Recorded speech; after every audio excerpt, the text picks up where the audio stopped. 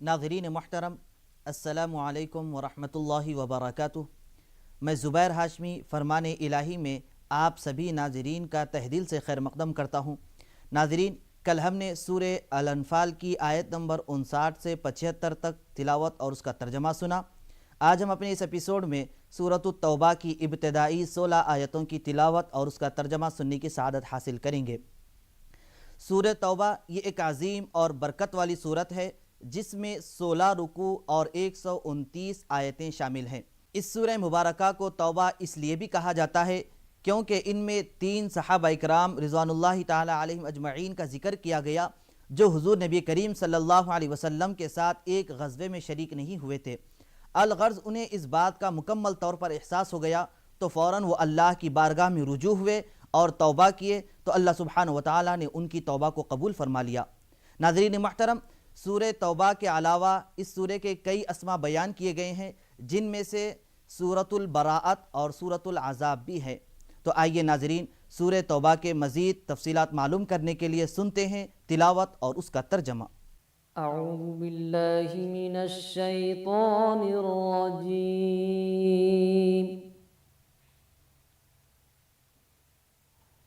बिस्मिल्लाहिर रहमानिर रहीम।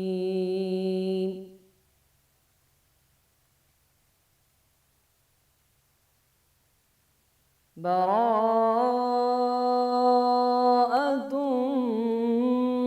मिनल्लाहि व रसूलिही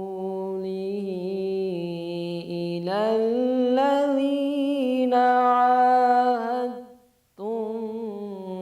मिनल मुशरिकीन।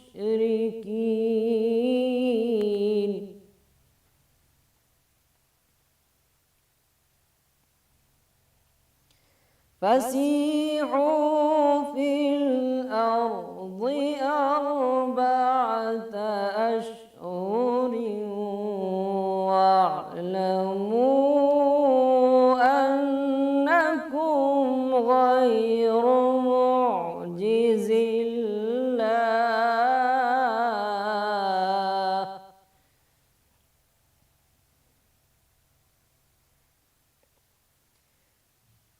व अन्नल्लाह मुख़्ज़िल काफ़िरीन।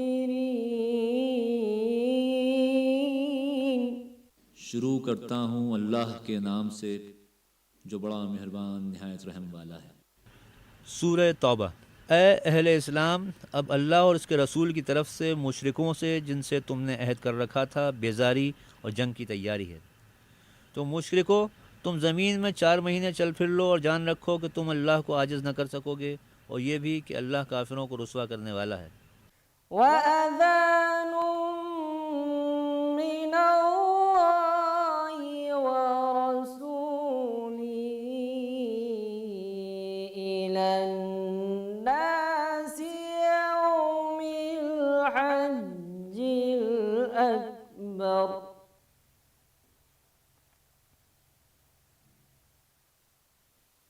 इलन्नासि यौमल हज्जिल अकबर अन्नल्लाह बरीउम मिनल मुशरिकीन व रसूलुहु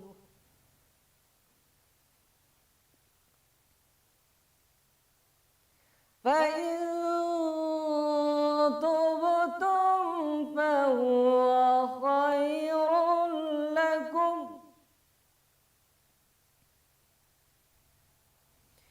वइन तवल्लैतुम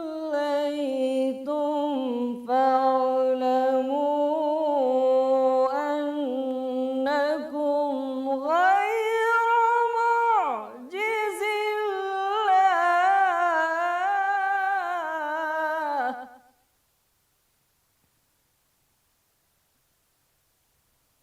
वबश्शिरिल लज़ीना कफ़रू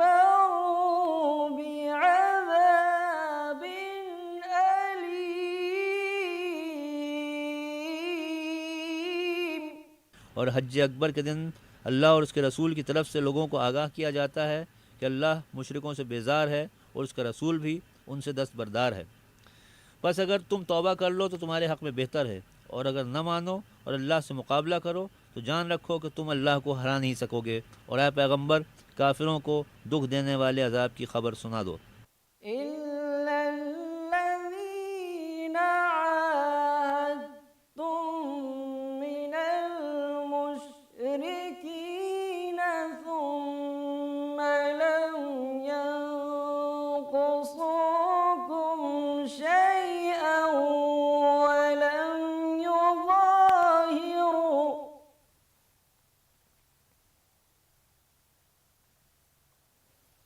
वलम يظاهروا عليكم أحدا فأتموا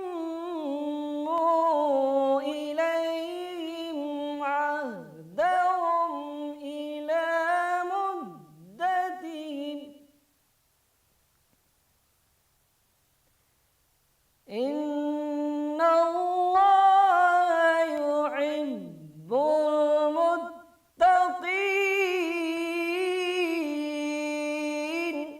अलबत्ता जिन मुशरिकों के साथ तुमने अहद किया हो और उन्होंने तुम्हारे साथ किसी तरह का कसूर न किया हो और न तुम्हारे मुकाबले में किसी की मदद की हो, तो जिस मुद्दत तक उनके साथ अहद किया हो उसे पूरा करो कि अल्लाह परहेज़गारों को दोस्त रखता है।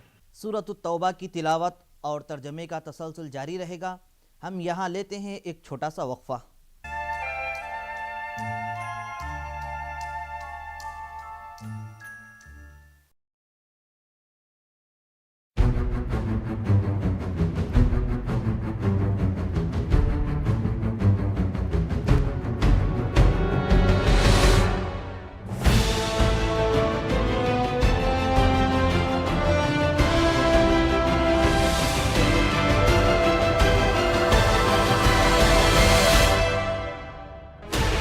Sixteen channels, 15 languages, 26 states, 1,200 plus reporters, 66.9 crore viewers. India's largest news network, News 18 Network.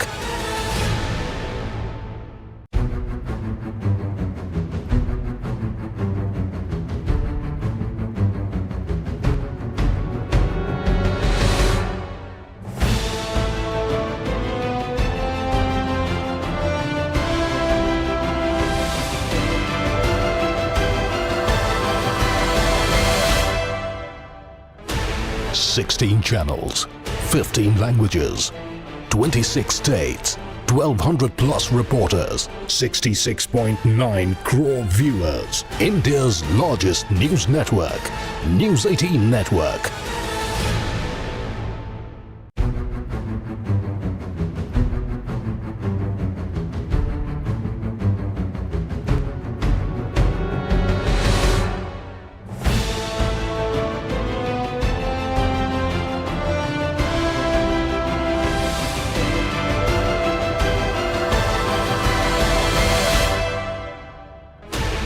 Sixteen channels, 15 languages, 26 states, 1,200 plus reporters, 66.9 crore viewers. India's largest news network, News 18 Network.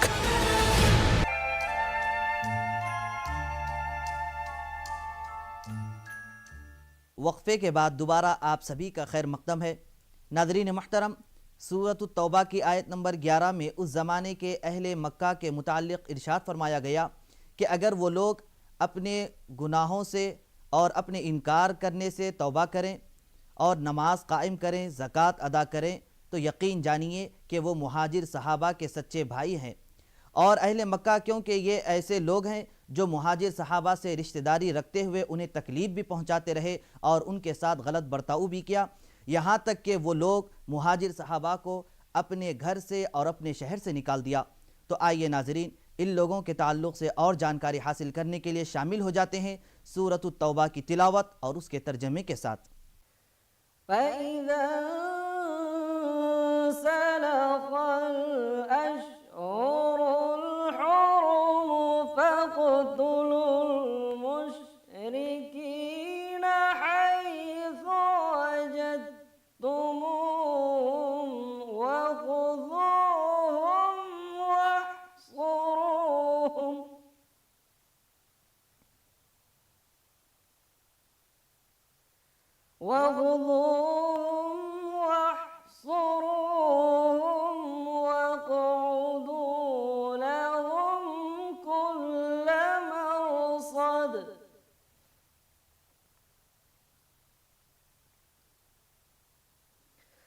فإن تابوا وأقاموا الصلاة وآتوا الزكاة فخلوا سبيلهم إن الله غفور رحيم।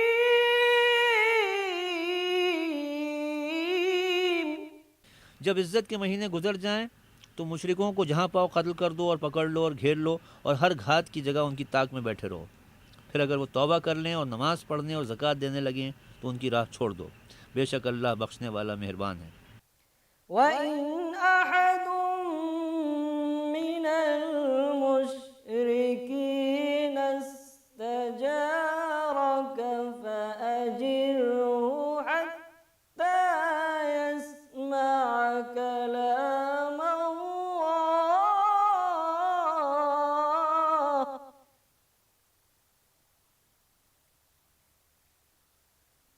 فأجره حتى يسمع كلام الله ثم أبلغه مأمنه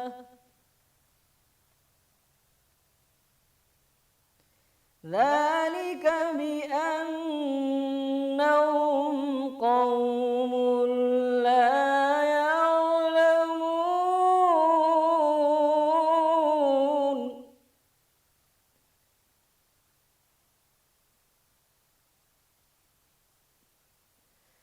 كيف يكون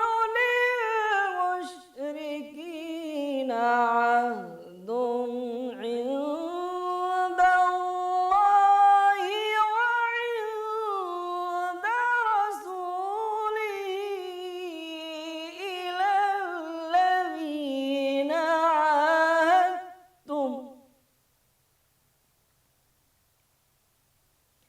إلى الذين عاهدتم عند المسجد الحرام فما استقاموا لكم فاستقيموا لهم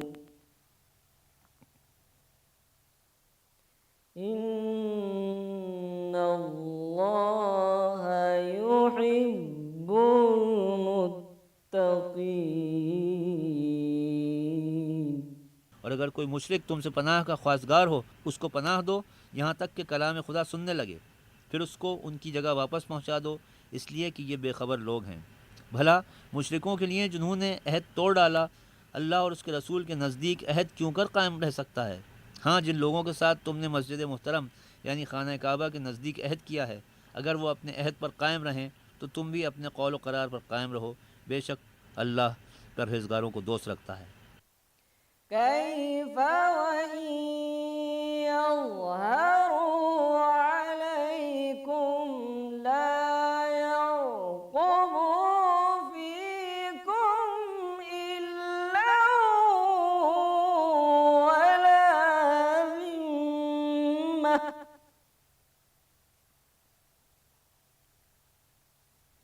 يرضونكم بأفواههم وتأبى قلوبهم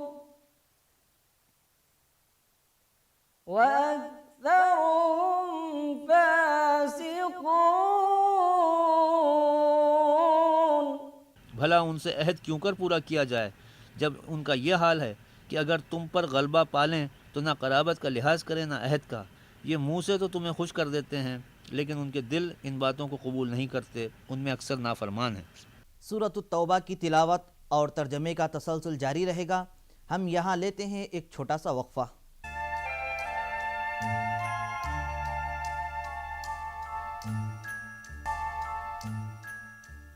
वक्फ़े के बाद दोबारा आप सभी का खैर मक़दम है। तो आइए नाज़रीन, सूरह तौबा के मज़ीद तफसीलात मालूम करने के लिए सुनते हैं तिलावत और उसका तर्जमा। اشتروا بآيات الله ثمنا قليلا فصدوا عن سبيله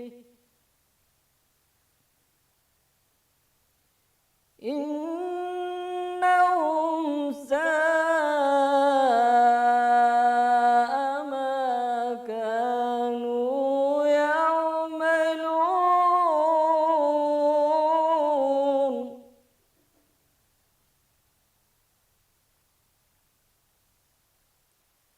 لا يرقبون في مؤمن إلا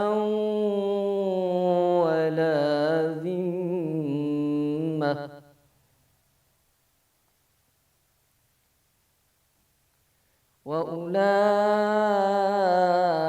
وأولئك هم المعتدون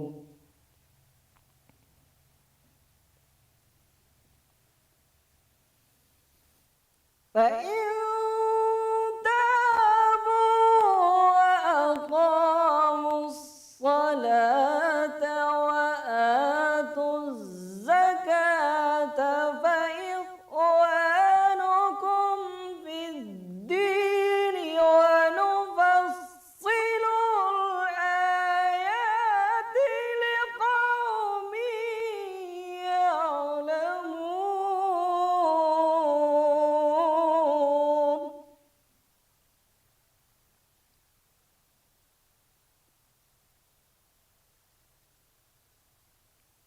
وإن نكثوا أيمانهم من بعد عهدهم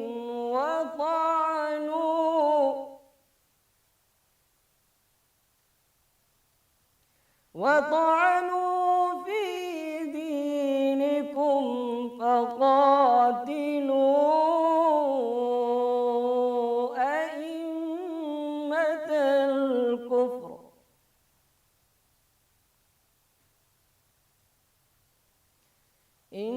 إنهم لا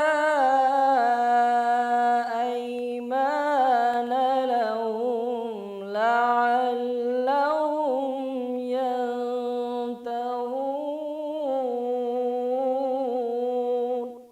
ये खुदा की आयतों के एवज़ थोड़ा सा फ़ायदा हासिल करते हैं और लोगों को खुदा के रास्ते से रोकते हैं। कुछ शक नहीं कि जो काम ये कर रहे हैं बुरे हैं। ये लोग किसी मोमिन के हक़ में ना तो रिश्तेदारी का पास करते हैं ना अहद का, और ये हद से तजावुज़ करने वाले हैं।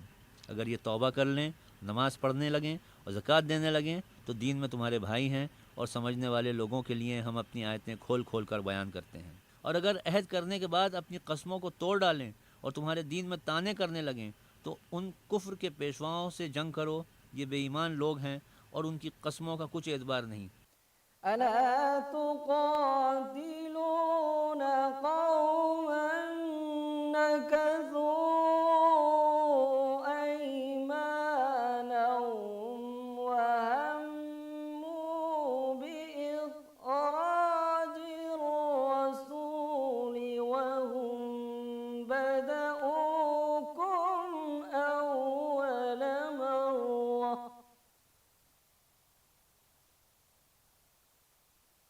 أتخشونهم فالله أحق أن تخشوه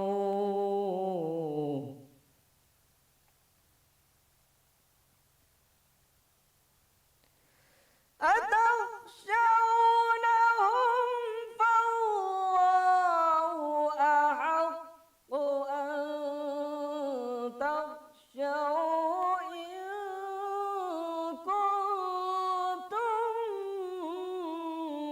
مؤمنين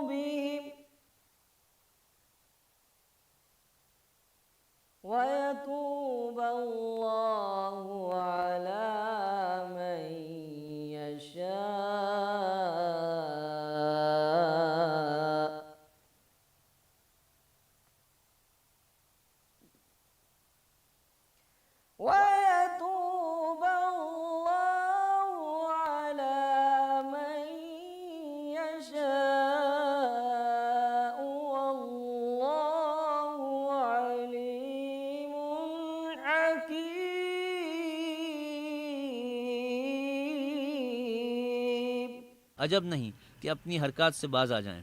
भला तुम ऐसे लोगों से क्यों ना लड़ो जिन्होंने अपनी कस्मों को तोड़ डाला और पैगंबर खुदा के जला वतन करने का अज़्म मुसम्मम कर लिया और उन्होंने तुमसे अहद शक्नी की इब्तिदा की। क्या तुम ऐसे लोगों से डरते हो? हालांकि डर के लायक अल्लाह है, बशर्ते के ईमान रखते हो।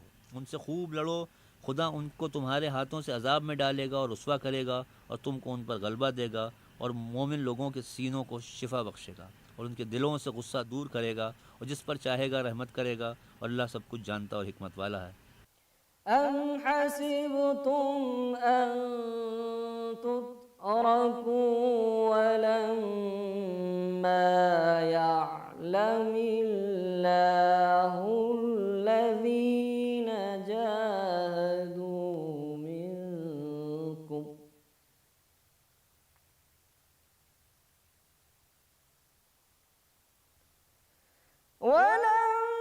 ولما يعلم الله الذين جاهدوا منكم ولم يتخذوا من دون الله ولا رسوله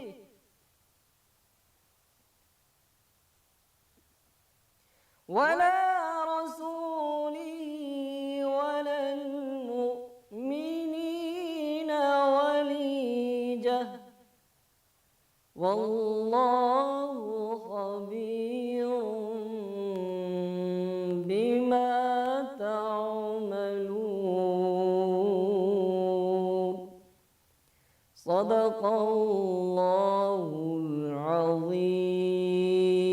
क्या तुम लोग ये ख्याल करते हो कि बेआज़माइश छोड़ दिए जाओगे?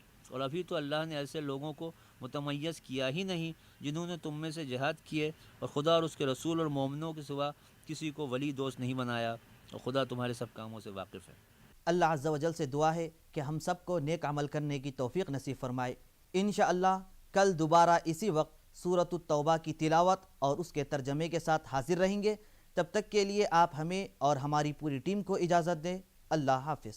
فبأي آلاء